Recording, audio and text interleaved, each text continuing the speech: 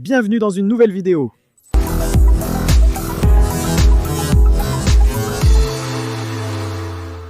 Et je vous présente ma nouvelle bagnole, les gars.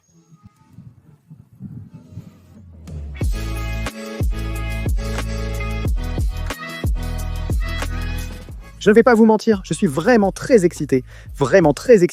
C'est une voiture qui littéralement m'est arrivée de nulle part. Tout à l'heure, je vous raconterai comment elle est arrivée dans ma vie, mais je ne sais pas. J'ai une petite voiture télécommandée de cette même génération et elle me rend fou. Évidemment, j'ai acheté la voiture télécommandée parce que depuis cette époque où j'étais petit, elle me rendait fou.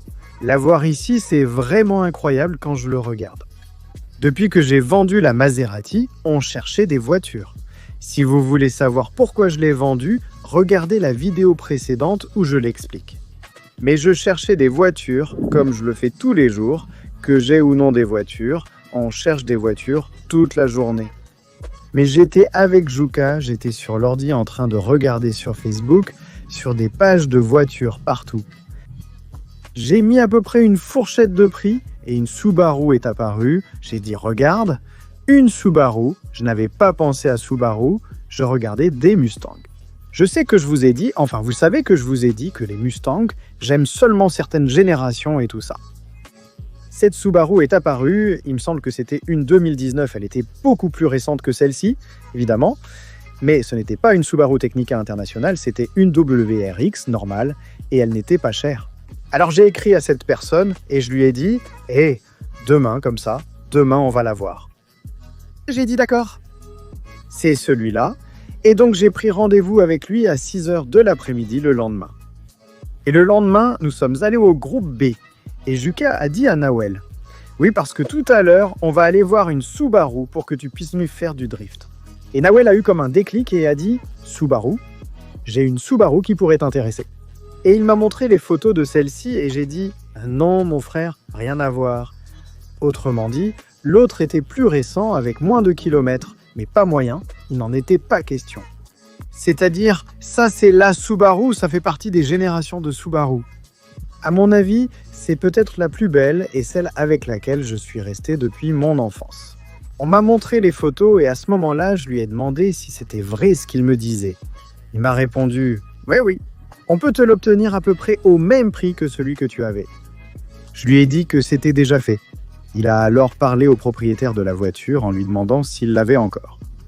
La vente continue et il lui a dit « Oui, si tu le veux, je te le propose. » Alors Kenan, on est allé le voir et on ne pouvait pas ne pas le prendre. Bandalaneta, qui en plus est la génération que je préfère, elle est impeccable, vraiment impeccable. Il l'a littéralement. Parfait, je ne ferai rien à cette voiture. On va quand même lui faire quelques petites choses, vous verrez. Vous me comprenez donc? Voici comment ça s'est déroulé. Pour être honnête, je n'ai jamais vu cette voiture, enfin ces voitures. Corrigez-moi si je me trompe. Elles sont rares. Cette voiture, cette génération de Subaru Technica International, elles sont vraiment rares. Les gens qui les possèdent ne les vendent pas, etc. Donc, je n'en avais même pas vu sur Internet, c'est-à-dire que ça ne m'était même pas venu à l'esprit. Je m'étais dit, bon, l'autre reste quand même une Subaru. Il était joli, c'est pour ça que j'allais le voir pour l'acheter. En gros, mais non, rien à voir avec celui-ci. Donc, il est arrivé comme ça.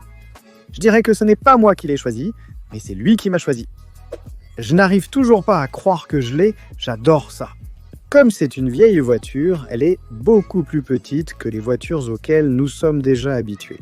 La nouvelle Subaru est énorme, les voitures en général, toutes les marques ont grandi, mais celle-ci, quand je la vois, elle paraît même toute petite.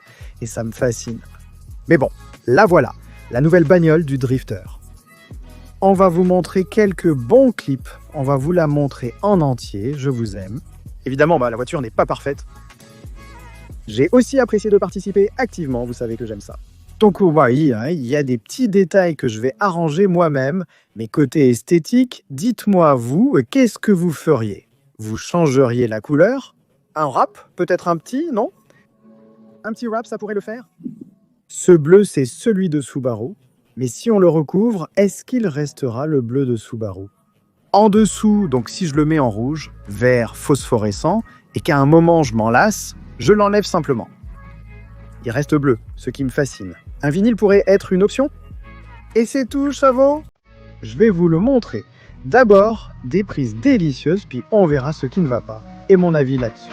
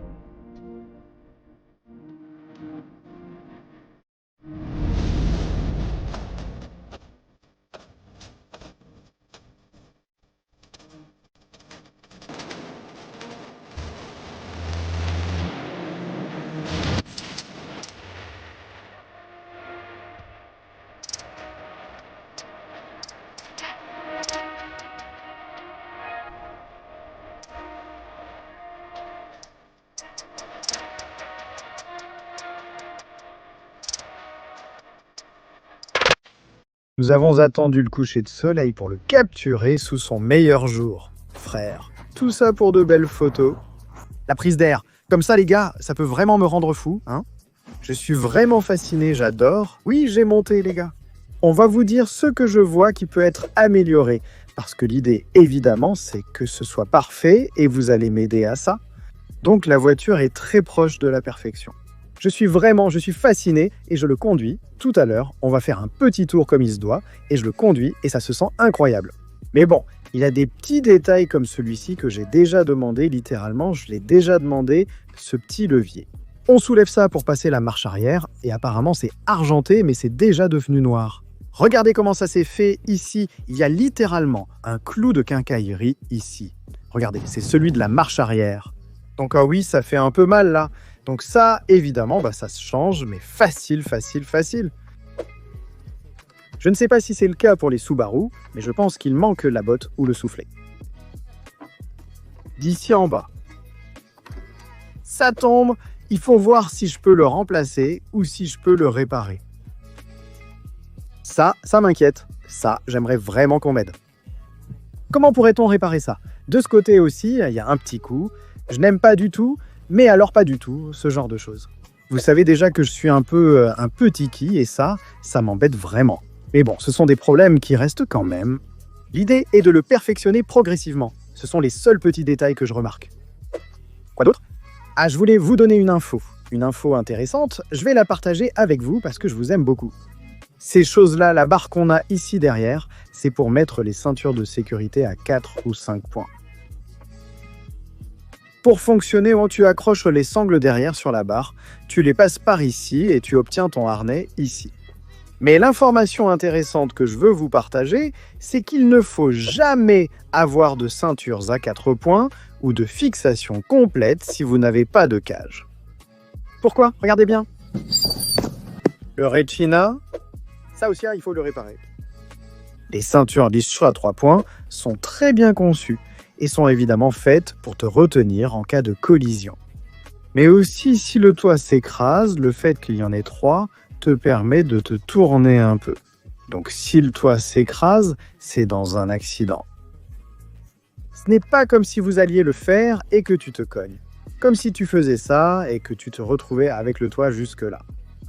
Donc si tu portes un harnais et que tu es complètement fixé au siège et que le toit t'écrase, tu meurs. Je veux dire, littéralement, je n'invente rien, je le sais parce que je l'ai lu. Donc si vous voulez mettre des ceintures à 4 ou 5 points, il est obligatoire d'avoir un arceau de sécurité ou au moins une barre, pour que si la voiture se retourne et s'écrase, le toit ne s'écrase pas.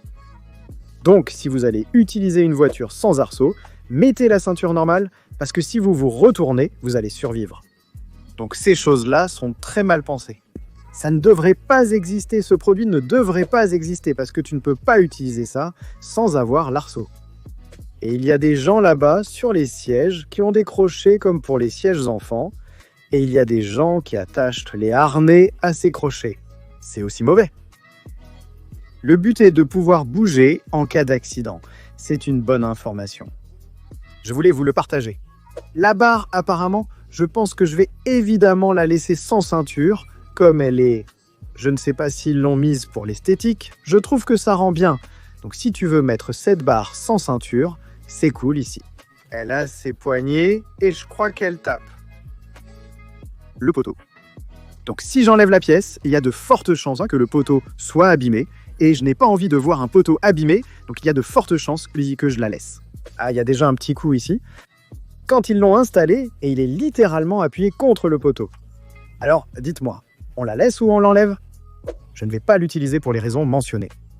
Mais bon, elle peut rester là, exister, et elle a l'air cool, donc c'est ça aussi. Allons dehors, le moteur, il a quelques petits détails. Regardez ici. On a vu qu'il est maintenu là avec un collier, ce qui ne devrait pas être le cas. On voit bien cette vis maintenue avec un collier, parce que c'est cassé en bas. Vous avez vu?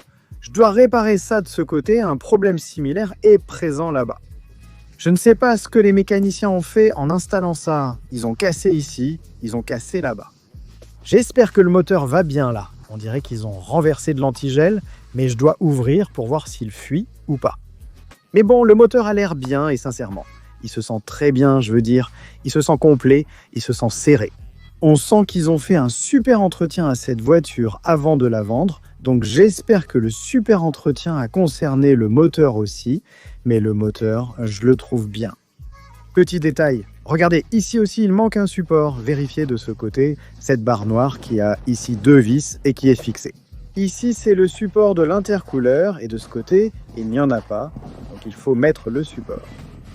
Regardez, hein, ça va littéralement ici, donc je vais lui... Achetez ça! Petit détail, on remarque que la suspension est beaucoup plus basse. Regardez jusqu'où elle arrive ici. Regardez, de ce côté, elle est beaucoup plus basse, de ce côté, littéralement. Je pense qu'il y a un demi-pouce de différence, donc ça apporte. Les combinés filetés sont probablement mal réglés. Il faudra les régler à nouveau. Quoi d'autre?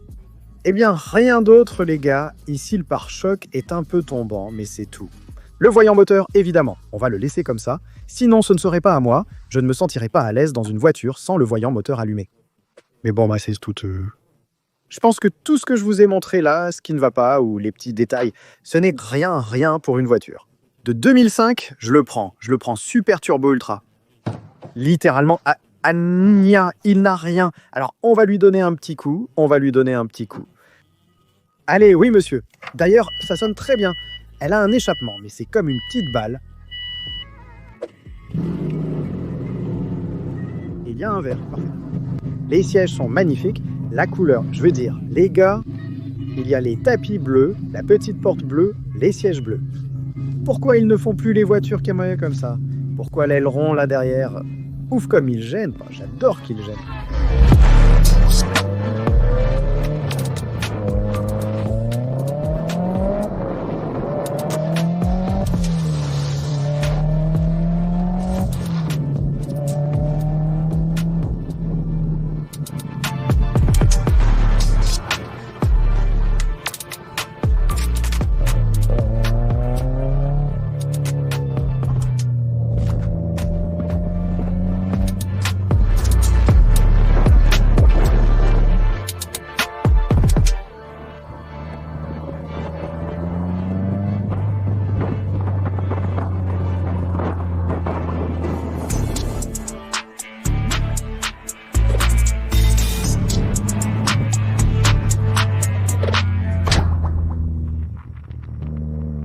Merci à tous. Avec cette voiture, je suis très excité.